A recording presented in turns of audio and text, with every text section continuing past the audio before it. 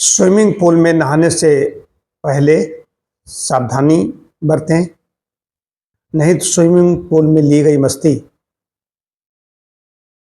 बीमार बना सकती है। इधर वाटर पार्क में जाने का, स्विमिंग पूल में नहाने का प्रचलन बहुत बड़ा है। छोटे शहरों से या कस्बों से, गांव से भी लोग, संपन्नता बढ़ रही है तो लोग कहाँ वाटर पार्क जा रहे हैं, स्विमिंग पूल में जा रहे हैं।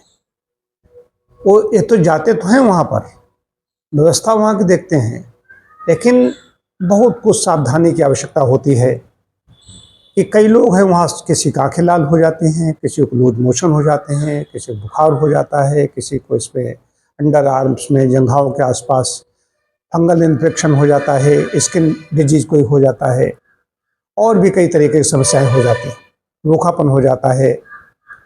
उसका जो नित्य तैराकी करते हैं उनकी बात अलग है, उनको शरीर में बन जाता है, स्टेमिना उनकी बढ़ जाती है। लेकिन जो कभी कभी ऐसे जाते हैं, पूरा परिवार गया, उसमें कुछ लोग खांस रहे हैं, किसी को संक्रमण हो गया है, किसी को बुखार हो गया है, तो किसी को उल्टी हो रही है, पेट में मरोड़ हो रही है। ये सब उसका कारण क्या है वो कुछ नहीं जानता। कुछ लोग इतने होशियार होते हैं कि वो घर से जाएंगे तो कुछ तेल शरीर में लगा लेंगे कि कहीं उसका प्रभाव न पड़े। नियम क्या है, वो वाटर पार्क वाले या स्विमिंग पूल वाले कितने कड़ाई से नियमों का पालन करते हैं, वहाँ का पानी कितना स्वच्छ है, वहाँ पर बात हाइजीन की आती है। पानी को साफ करने के लिए क्लोरीन का उपयोग किया जाता है, पानी रोज रोज निकाला नहीं जाता। बाकी तो वहाँ टाइल्स वगैरह ऐसे लगे होते हैं। मैंने कभी स्विमिंग पूल में मैं नहीं गया, बंगलौर के एक बड़े इंस्टीट्यूट में मैं गया था, तो वहाँ पर मैंने देखा बिल्कुल उसमें अगर सुई भी नीचे डाल दो दिखाई पड़े। नियम इतने कड़े थे, अगर किसी को स्किन डिजीज है तो उसमें नहीं नहा सकेगा, बहुत ज़्यादा चार्ज भी हैं उसके, नहीं नहा सकेगा। कोई भीड़ नहीं थी, क्योंकि वो एक इसका प्राकृतिक चिकित्सालय है, उसकी बात कर रहा हूँ। तो उसके अंदर गए तो देखने के लिए गए, हमारे साथ में एक सज्जन और थे, उनको अपना तो उसमें उन्होंने कहा हम नहाएंगे, तो कहा स्किन डिजीज नहीं, सारा सब पूरा लिखा पढ़ी होती, पूरा फॉर्म भरा जाता है। तो उसके बाद में नियम होते हैं, पहले शावर लेना है, शावर लेने के बाद में ताकि पसीना वसीना को निकला है वो धुल जाए। कुछ लोग होते हैं कि पता चला कि यूरिन के लिए गए, बाथरूम के लिए गए, पेशाब करने के लिए गए, या कई लोग होते हैं कि उम्र जब ज़्यादा देर तक नहाते हैं तो ब्लैडर और ज़्यादा सिकुड़ता है, शरीर स्किन काम करती नहीं, पर वो तो उसमें ठंडा शरीर होने लगता है। ठंडा होने से, हालांकि वो टेम्परेचर मेंटेन रखते हैं, तो उसमें कई बार होता है उसी में लोग पेशाब कर देते हैं, ऐसे लोग भी हैं। और पसीना तो सबका ही निकलता है, बाल निकलते हैं, नाक थूक बहुत कुछ निकलता है, सब गंदगी से उसी में तो जाती है। इसको लोग ध्यान नहीं रखते हैं, तो तमाम प्रकार की समस्याएं, स्वास्थ्य समस्याएं लेकर के आते हैं, और उसके बाद फिर डॉक्टरों के चक्कर काटते हैं। स्विमिंग पूल में कहीं पर भी जाएंगे, जहां पर वाटर पार्क है वहां पर भीड़ है। भीड़ है तो उससे पहले क्या, कैप लगानी है, चश्मा पहनना है, कुछ भी कर लो। और तो वहाँ व्यवस्था उन्होंने सजा रखी है, जो कर्मचारी हैं उसका कितना ध्यान रख रहे हैं, जिसका वाटर पार्क जिसने बनाया है, जिसने स्विमिंग पूल बनाया है, वो कितनी उसकी साफ सफाई ध्यान रख रहा है।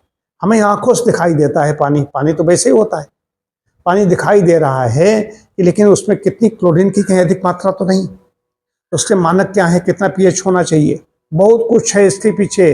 तो स्वास्थ्य बहुत बड़ी चीज है, कहीं मस्ती है बीमारी का सबब न बन जाए, मेरा ये कहना है।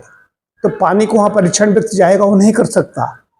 तो तैराकी करने के लिए अब दो चीज़, एक तो प्राकृतिक जो नदियाँ हैं नेचुरली बहती हैं, गंगा यमुना, इनमें सब में कई जगह होता है, बड़े बड़े शहर जहाँ पर, वहाँ पर गंदगी उसमें जरूर मिलाई जाती है, मिल जाती। गंगा का तो बहुत ज़्यादा अभियान चलाया गया, लेकिन यमुना को भी दिल्ली में देखो जाकर के, सफाई अभियान कितना कर रहे हो, लेकिन वहाँ पर नहीं स्नान किया जा सकता। तो नदियों में तैराकी करने के लिए जाते हैं, वहाँ पर कुछ जंतुओं का खतरा हो सकता है, और भी तमाम प्रकार की समस्याएं हो सकती हैं। क्षेत्रीय उसमें जो प्रदूषण है, जल प्रदूषण है, वो उसमें हो सकता है। तो तैराकी कहाँ की जाए, हर व्यक्ति इतना नहीं है, बड़ा व्यक्ति नहीं है कि नहीं तो स्विमिंग पूल लोगों ने अपने बना रखे हैं, अपने अपने बंगले में उनके हैं स्विमिंग पूल। तो हर घर में तो ऐसा संभव नहीं है, हर व्यक्ति ऐसा बना ले। तो सोचने की चीज़ है कि आपको स्वास्थ्य समस्याएं को न हो, वहाँ पर फिर कम देर तक वहाँ पर नहाएं। पानी कहीं धोखे में बच्चे हैं, कई बार निकल जाते हैं पानी। पानी जो है वो गंदा संदा पानी अंदर चला गया, उसमें इतनी क्लोरीन है, लोगों का पसीना है, नाक और थूक है, वो बहुत दर्द पैदा कर देता है, मरोड़ पैदा कर देता है, लूज मोशन पैदा कर देता है। ऐसे ऐसे जो कई वायरस हैं, वो बैक्टीरिया है, हमारे शरीर में प्रवेश कर जाते हैं। कान में समस्याएं पैदा हो सकती हैं, नाक कान गले की तो समस्याएं हो रही हैं, श्वसन संबंधी समस्याएं होती हैं।